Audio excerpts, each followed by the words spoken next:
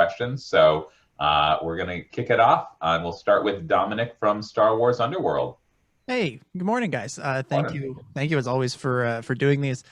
I just want to start with the new vote from the vault poll. If you can just walk us through the decision-making process Yeah. behind which characters get into the poll, and then just generally, more generally about the sort of fan polls. Have you ever been really surprised by any of the winners in those? Yeah, absolutely. So in terms of the selections for these, I think it was a couple of things. One is that Star Wars is a rich universe. Video games, movies, animated TV shows, live action TV shows now. So we really wanted characters that represented that rich world. And so I think we've got obviously Ahsoka from Clone Wars. We've got movie characters, Weequay, some video game characters. So that was one criteria. And then we also just wanted to pick, popular characters that fans would be excited about. And so internally, obviously, our team had a point of view on that. And then also, yeah, as we always do, we look on forums and we look online, and we're aware of various brackets and different fan votes. And so we certainly incorporated all of that into the decision. In terms of fan votes, yeah, I think we are always surprised. I know for our Empire Strikes Back Black Series one, I was personally pulling for Lobot, but Luke Skywalker was a great selection as well. And so I think we all have our personal opinions and hopes, but then we're always happy to go with the ones that the fans choose.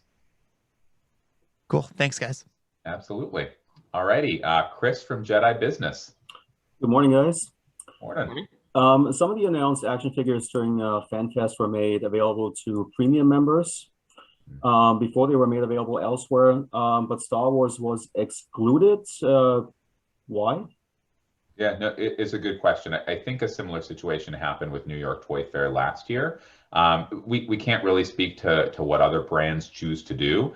I know for our brand, obviously, we talk about balance in a lot of different things. And I think here as well, there's a balance between, obviously, like we care a lot about Pulse. We want to drive that. But, we know that, not all fans have access to Pulse, certainly around the world. Pulse is amazing, but it operates in the UK, US, and Canada. And so wanting to give kind of, fair preference to fans around the world and our different valued retail partners. And so those were some of the factors that went into that decision. Okay. Absolutely. Jake from Forlom to Zuckus. It's always a tongue twister. All right. Thanks for having us, guys. Question number one. You specifically mentioned during the Fan Fest stream that there's been an increased interest in the vintage collection line. Now, what kind of metrics go into determining that? Is it sales? Is it social media, and et cetera? And how does that change your plans for the line going forward? Yes. So I think it's all of those things. So sales is certainly kind of, one of the most important things, and pre-orders is a big part of that.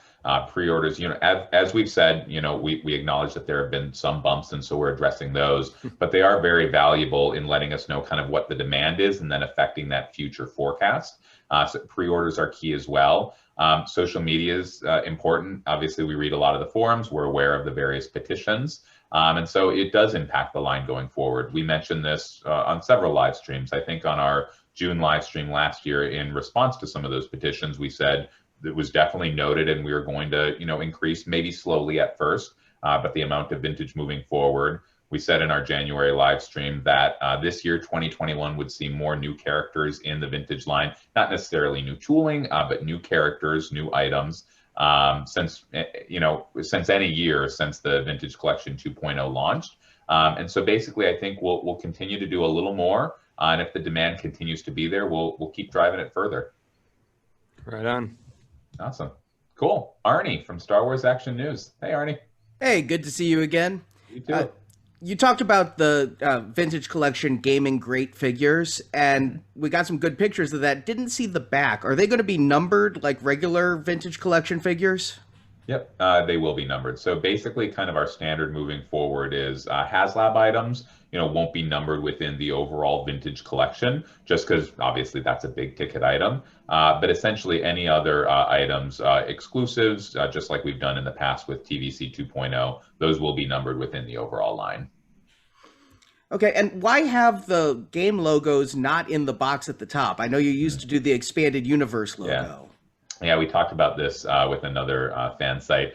Basically, again, it's kind of this balance. We do the same thing in Black Series with our Gaming Greats line on the 4.0 packaging that launched last year. It's kind of a consistent stripe for gaming. It's just we didn't want kind of this long tail and this rabbit hole of all of these different logos for all the different video games. And so the expanded universe, I think there was a suggestion in a previous interview about a gaming logo. That just doesn't have kind of, value or history with the fans the same way the expanded universe did. So this was the solution that we hit on, but we're definitely open to impacting that in the future. All right, thank you. Absolutely. Lacey from Star Wars Newsnet, a familiar face from FanFest. Hello, good morning. How are you guys doing? Not too bad. So first of all, congrats on a successful FanFest. I think as of this morning, it had over 190,000 views. Like, huge success. Yeah. My first question is, because it was so great, and I know people are moving into more, probably towards the fall, more in-person events, are you guys going to continue to do a bigger scale thing like that? Yeah, no, it's a good question, and certainly we are eager and so excited to get back to in-person events, both just personally and also to be with the fans again at conventions. But as you said, obviously FanFest has been great. PulseCon was great last year. And so I think, again, we'll see a balance of those things moving forward. I don't think it'll be one or the other. They're both valuable in different ways. Again, it's great to get to in-person conventions. And it's been so long since I've gotten to talk face-to-face with fans and just, chat in the booth. And, what is a person? I know, right? And so that's certainly important. That being said, we love that, fans everywhere, are able to tune into FanFest and PulseCon and not have to travel to a convention. So I think they'll both have a place moving forward. Awesome. Thank you. Absolutely. Thank you. All right, Dan from Star Wars Collector. Good morning. Hey, yeah, a lot of readers are asking why there were no reels at the Fan Fest for Vintage Collection or Black Series Boba Fett or Blurred. Are those being currently in production? Or are you guys working on them? Or so we can't speak to anything that hasn't been kind of officially announced or released. They're all things that we have considered, and they're things that we're aware of that fans really want. And we do know that they would sell really well, and there's a huge demand for them. And it is, while we can't announce anything right now, it is something that we are aware of, and it's something that would be really cool to get in the line, especially for like a 6-inch blurg. That would be really cool. So, cool. Yeah. Thank you. No problem. Cool. Awesome. All right, Dominic, back to you. Cool. I just want to go back to the Gaming Greats reveals from the Vintage Collection for a second. I noticed that they're all troopers for this new wave. Is there any particular reason why you went with an all trooper wave, and is there thought of getting some more non-trooper characters released in that line in the not too distant future? Yeah, so the troopers kind of play a lot of different roles for us. One, they're really great, obviously, troop builders, so it's good to be able to get those in so that people can buy multiples. They are, especially for kind of new SKUs and new lines for us, they're a little bit easier to get out just because they are a lot of times you're using existing molds or partial tools or redecos. And some of those characters also originally appeared in the Black Series Gaming Greats. So we were able to kind of take a lot of inspiration from those and a lot of development done on those to just bring down to the other scale. Obviously, it would be really cool to get in non-trooper figures. There are a lot to choose from for that. So it's something that we are considering, and something that hopefully, if the Vintage Collection Gaming Greats do really well, we can see more of those characters in the future. And obviously not all of them are troopers. So cool. Thank you. No problem. Awesome. All righty, Chris, back to you. You mentioned in the live stream that the Vintage Collection specialty waves are going to get their own SKUs. What does that really mean for us fans? Does that mean that we'll find those figures at other places besides Target and the fan channel, or does that mean that the character selection within those specialty waves is going to have a closer focus on the collector instead of more the casual fan? Yeah, basically it means they'll have their own UPC. They'll live on their own peg at retail other than the mainline waves. We know that this has been a pain point and a concern with existing fans, since the specialty waves are geared towards the new collector. And so there's been concern that if they show up on pegs, they'll peg warm and block future waves that the existing fans are really interested in. So basically it means that if brick and mortar retailers want to take these, they'll live on a different peg and they won't block waves of the main line. So the goal is not that they'll expand. Obviously, if brick and mortar retailers want to take them, they can. But the goal is that these are still geared towards those online retailers. Basically, as we announced in the live stream, the recently announced specialty wave will come in small numbers to brick and mortar retailers this fall, just because they need it to bridge the gap between mainline waves, because vintage collection demand is increasing, which is great. So the plan is still that these will be geared towards the newer fans, main characters to bring new fans into the line. We've seen success with that.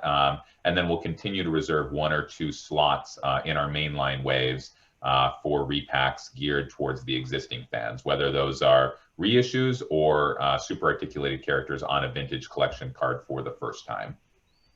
Gotcha. Thank you. Awesome. Yep. Jake, you're up next. All right, back to the gaming greats. In regards to the Electro Staff Purge Trooper from the Gaming Greats subline, will this figure have a removable helmet, as it appears to be based on previous Trooper designs, which do? And will this mean that an airborne trooper is possible now in TVC and TBS, since Purge Troopers exist in both of those lines? So in regards to the helmet, it is non-removable for this figure. One of the things we try to do on characters in particular is if they don't have the helmet removable, normally in entertainment, especially kind of going forward, we try to it helps us to try to like just rein in the character if it's they do not remove the helmet in the entertainment. So at the moment, it is non-removable for the helmet for him. And in terms of the Airborne Trooper, it is a really cool design. We currently don't have any plans for that character at the moment, but now that we do have that Purge Trooper, it certainly does open up that door for us to be able to do in the future as we look for other exclusives and other things that we can potentially do. Interesting. All right. Thank you. Cool. All right, Arnie, what do you have for us? I'm going to jump off of Jake's question there and say, you said that if the helmets don't come off normally in entertainment, then you don't have the removable helmets. But you guys also talked about the Imperial Guard coming forward with the removable helmet and the new photo deco. So I was wondering, is that going expanded universe like Kirikanos, or what was the head under there, the rationale behind it? So I think that with that, it was because it was original, I think it was a figure that was previously released and it had a removable helmet. So that was a character that had already had a removable helmet, and because it had that, we wanted to make sure it was updated. We didn't want to reduce or remove features from an item that had already had a previous life. So that was kind of the reasoning behind that, was that it already had that removable helmet. So it was just a nice update. And it was kind of from the era that it was developed. Yeah, and again, the goal for those is for the newer fans. What we don't want to do is create a slight update that will make some existing fans who already have it feel compelled to buy it. Mm-hmm. Awesome. Thank you. Yep. All right, Lacey, you're up next. Hello again. So one of the best days of the year is coming up, May the 4th, Star Wars Day. You guys had mentioned during FanFest that you're doing some type of live stream or some type of event. Could you tell us a little bit more information about it? What can fans look forward to? So at least at the moment, I don't think we have much information to give. We will have more information kind of coming up about what specifically will be in that event, but we are doing a stream. So we will have stuff to announce. It'll be similar to what we've done with other streams. So yeah. So while we can't give specifics, at least not on my end, there is it will be similar to other panels that we've done, and obviously it's the Star Wars holiday, so it's a big one. Awesome. Cool. So I'll tell people to stay tuned. Thank you. Absolutely. Cool. All right, Dan, you're up next. Some of our readers are asking if there's any possibility that we'll see the Bad Batch figures in 3 3/4 vintage collection. They didn't see any reveals or mentions during FanFest. So, yeah, while we don't have anything to announce right now or anything that hasn't been revealed or announced yet, obviously the Bad Batch is a new piece of entertainment that's coming, and we always try to make sure that we support that entertainment in our lines. So it's certainly a possibility that we could see it come to the vintage collection. It's another big kind of tentpole piece of entertainment that is coming to Star Wars. Awesome, thank you. Cool. All righty, back to the top, round 3. Dominic. All right. So sticking with the Bad Batch, there've been some concerns raised recently about the appearance of the Bad Batch characters, and there's clones that are supposed to be clones of Tamara Morrison, and there've been some concerns around whitewashing with their appearances. Now, this is by no means exclusive to you guys, but the concerns did come up with the reveal of the tech figure. This is a conversation that extends to other licensees and the show itself. But do you guys have any comments on these concerns? Yeah, I mean, obviously, so, we work closely internally with Lucasfilm, with Disney, with our design team. We always kind of do our best to bring characters to life. We strive for the most accurate design possible. We've got a lot of different resources at hand. We've got a lot of different reference material. And again, we work closely, our design partners, with Lucasfilm, with Disney. For these figures, the specific figures, you mentioned tech based on the Bad Batch. Obviously, we drew that inspiration from the entertainment, kind of directly from that, as we do with all figures. We used our photoreal technology, which is great across Black Series and Vintage, to try to achieve the most accurate likeness possible to the entertainment. As with all of our figures, hopefully we did those characters justice in the entertainment. But as we say with everything, we're always listening to you guys, to the fans, to your readers and listeners on how future figures can be improved. So definitely let us know your thoughts. We're always kind of looking at our processes and refining those to ensure that we provide kind of the best, highest quality, most accurate figures possible. So thanks for the question, and definitely let us know your thoughts moving forward. Cool. Appreciate the answer. Thank you. Absolutely, no problem. All righty, up next, I believe, is Chris from Jedi Business. Yeah, so when you revealed the Vintage Collection Luke Skywalker Hoth figure, Eric, I think that when you held the figure up into the camera, it had the collar around the neck. The press images didn't have that piece. Will that be something that's going to be included like it was with the original figure, or is that not included this time around? So it is going to be included. I spoke to the designer this morning. It has been kind of restored. It was unfortunately just omitted accidentally in the production process for the figure in particular that we photographed. So the figure that I had that I revealed was an actual sample that I was able to show. So it was just part of the process that we have when we get in multiple samples at various stages. Sometimes things can be missing, and that's something that we normally comment on and make sure that they are not missing moving forward. But yeah, it will be there. Gotcha. Thank you. No problem. Cool. All righty, up next, Jake.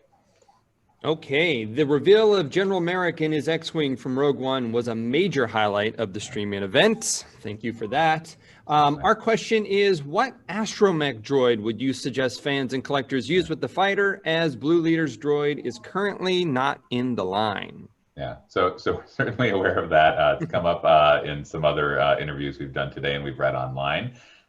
So our designers did some looking into this.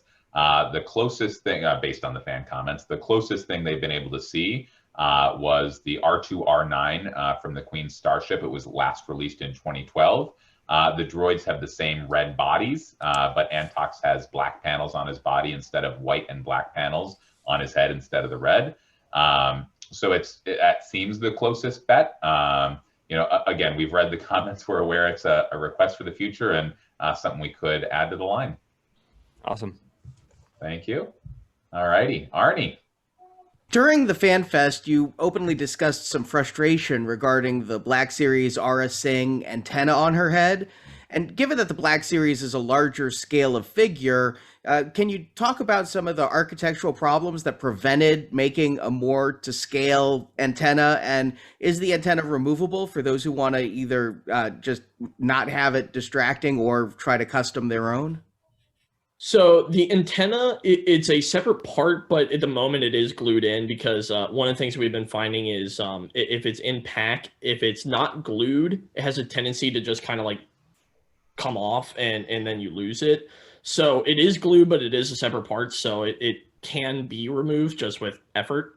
And in terms of the scale of that antenna in particular, the reference that we have for her, especially in like kind of the animation in the Phantom Menace reference, it is an incredibly thin piece of plastic that would have to be there. So we originally did sculpt it that thin, and then unfortunately just production, when it went to our factories, when we started looking at it, it naturally just had to get larger. So we worked with them really closely with our partners at the factories to try to make sure that we got it as thin as possible. We worked really closely with Lucasfilm to make sure that we were comfortable with it.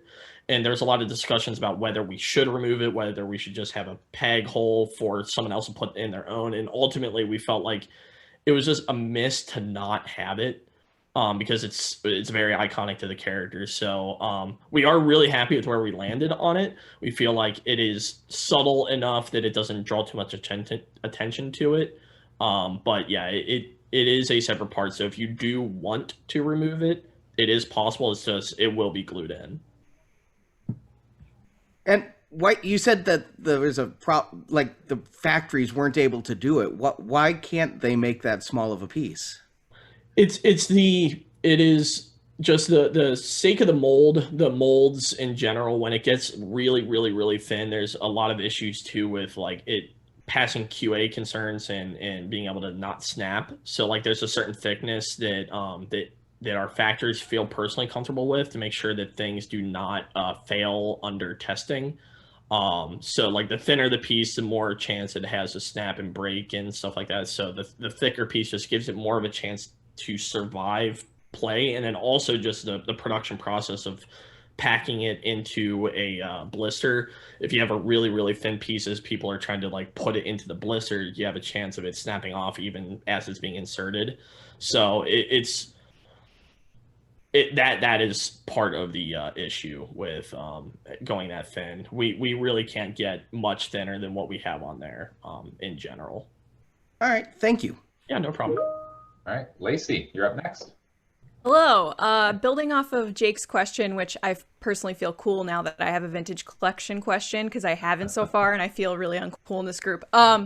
So the X-Wing, super cool. One of the best things announced at FanFest. We would like to know if there were any more original characters on the way for Rogue One. You guys talked about how it's an anniversary year. And if you can't talk about that, that's fine. How do you approach an anniversary year of like selecting certain characters? Do you look at the movie as a whole? Yeah. So nothing we can announce now. And I think Rogue One, as we've always said, is kind of a mini beat as opposed to an Empire Strikes Back 40th or a Lucasfilm first 50 years.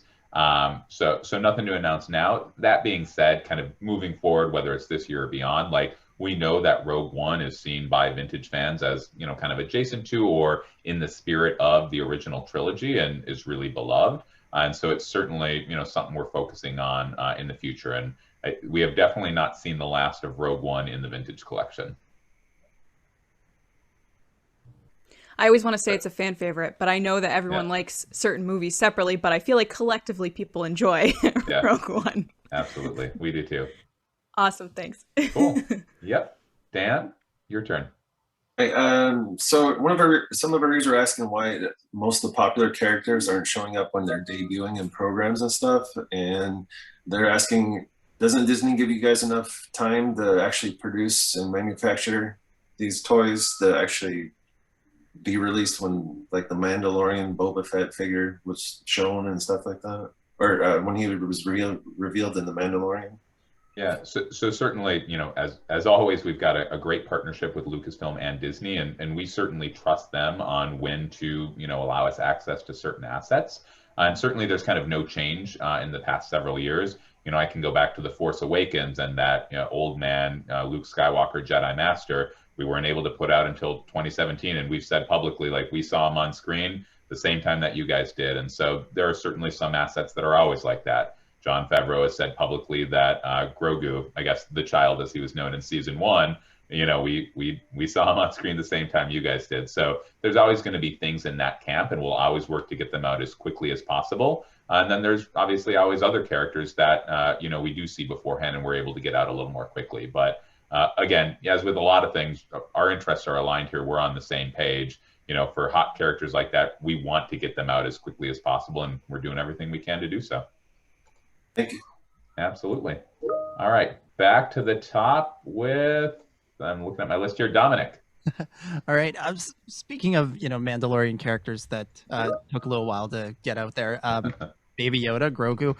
One of the most talked about reveals you guys have made recently, I feel like, is the Galactic snack in Grogu.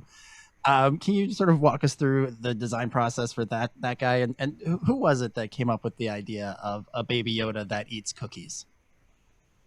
I'm trying to think of who it was specifically that came up with the idea. It was I feel like it was part of like a brainstorm as we were trying to develop what we could do with Grogu, because and one thing we saw, especially in season 1 and even more so in season 2, was that he just was constantly eating. I think he had like a new snack on almost every episode.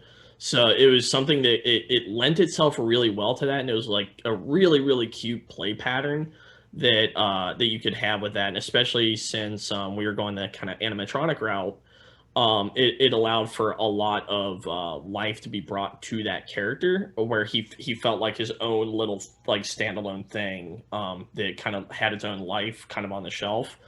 So in terms of the process that went into making that, obviously it's a lot more complicated than most of our like action figures we do, because you not only have to deal with a larger scale, you have to deal with a hugely popular character that has a lot of eyes on it. You have the animatronic aspect of it, so you have to make sure that all the animatronics work as intended, and make sure that it is reliable through all the testing, and make sure that it works the same for everybody.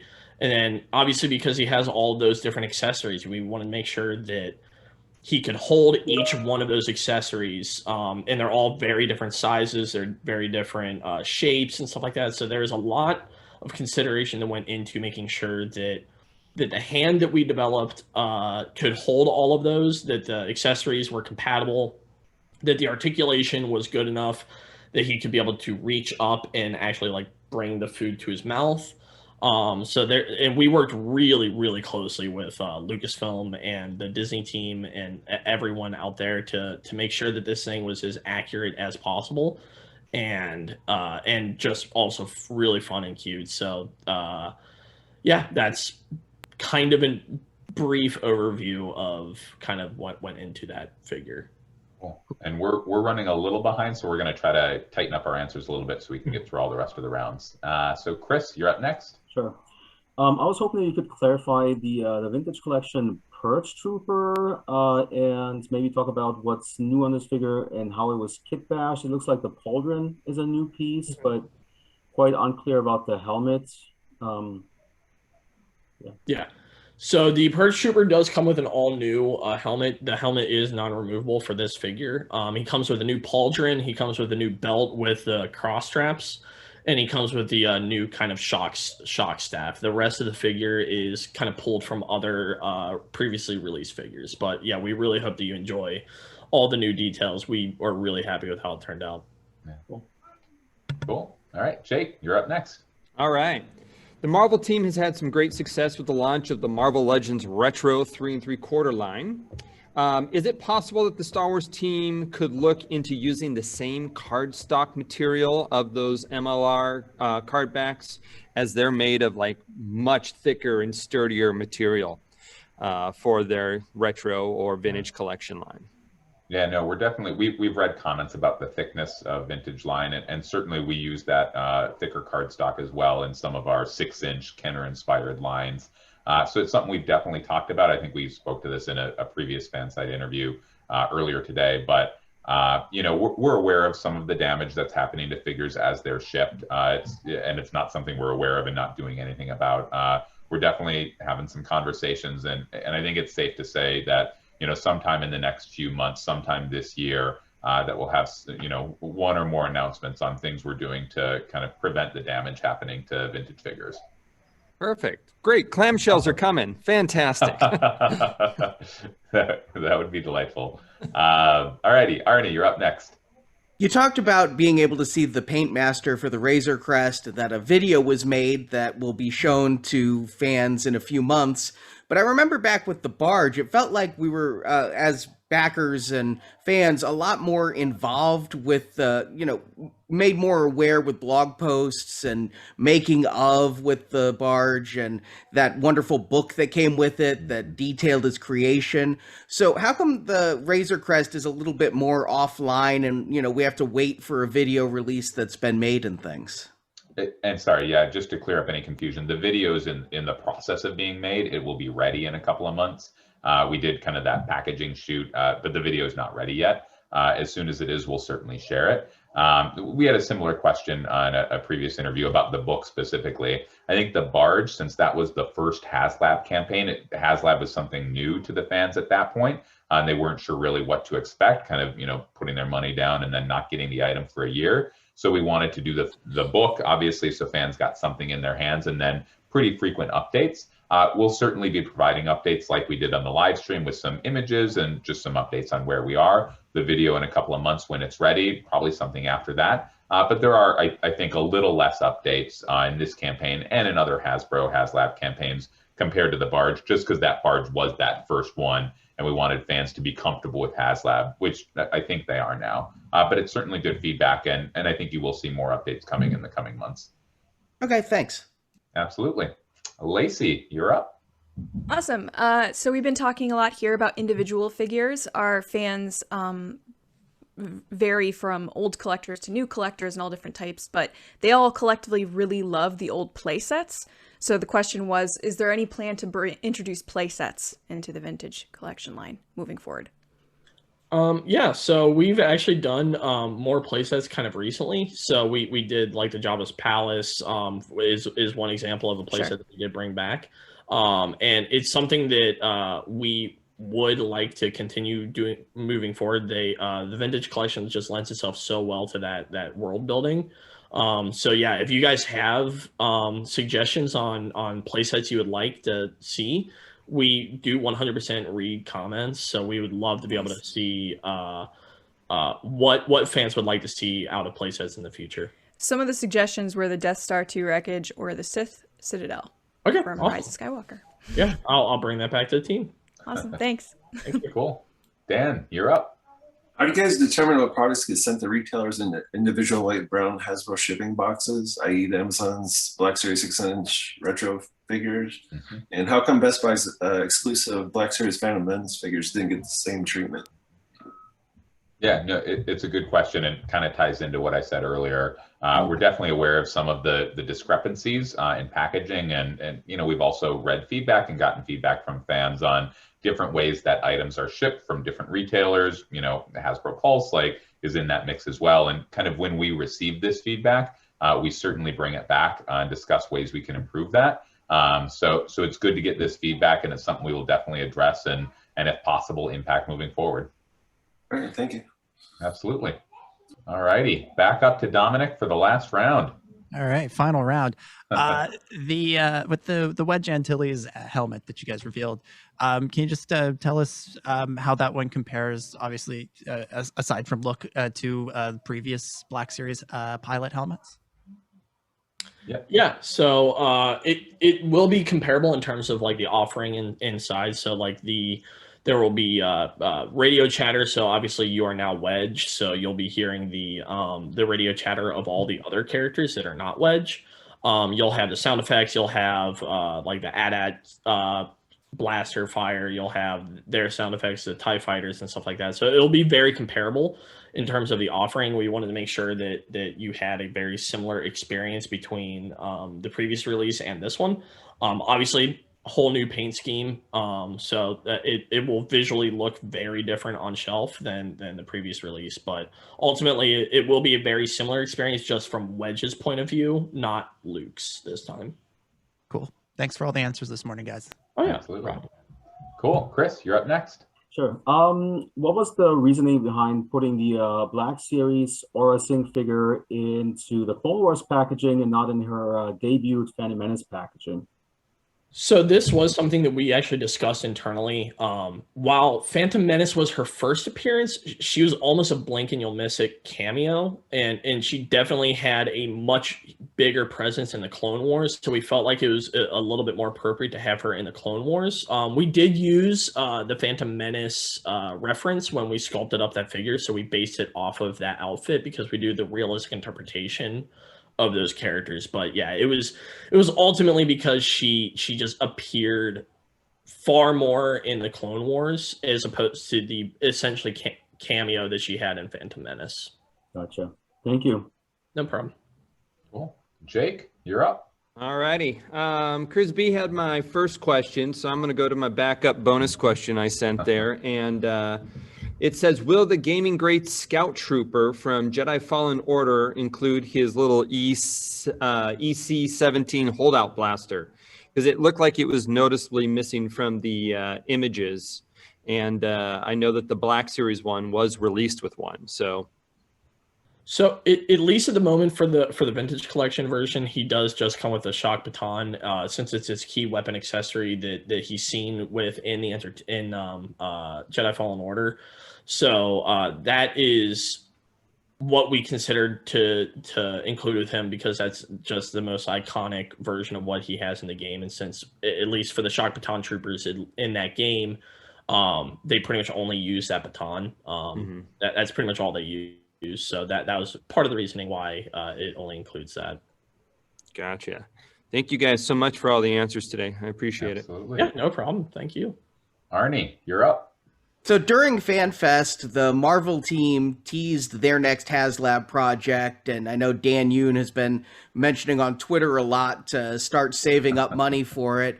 And given that it's been a little while since the Razor Crest launched, will you guys also start telling people when to start saving their nickels to prepare for the next Star Wars HasLab? Yeah, so obviously nothing to announce at this point. But yeah, that was definitely kind of a learning we took from the Barge. Obviously, the Barge in 2018 was this brand new thing, this 45-day campaign.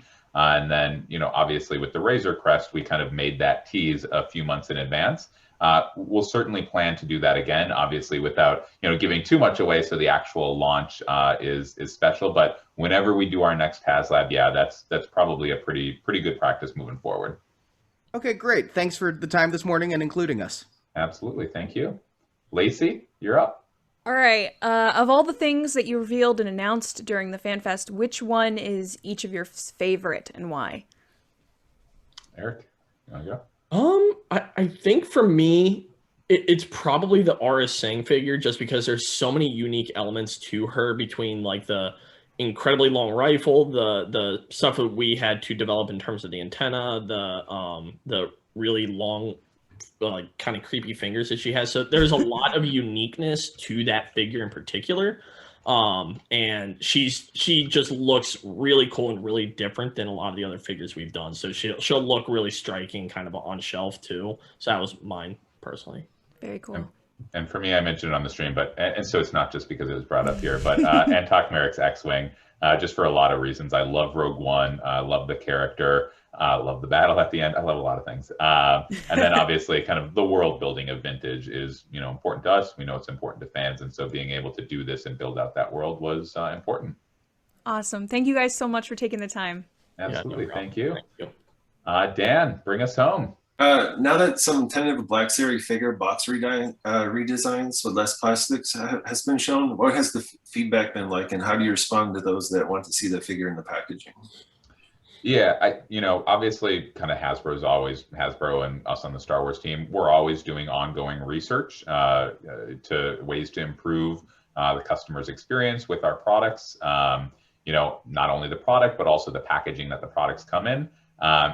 Despite any online conversation, we're not able to comment on any plans to announce new packaging for Hasbro products in general, or Star Wars products in specific. So, as with other, things that are out there that we haven't put out there, we just can't comment on it. Great, thank you. Absolutely. And thank you guys. Obviously said this at the top, but this is just a fun way for us to spend time. I also know, obviously, I think we've got folks maybe all on North America, but different countries, which is great. It's just great to see kind of the continued global growth and global interest. So thank you guys for spending the time, and we look forward to doing it again sometime soon. Awesome. Thank you. Awesome, Thanks again. thanks. Thanks, guys. Thank you. you, guys. Bye. Bye.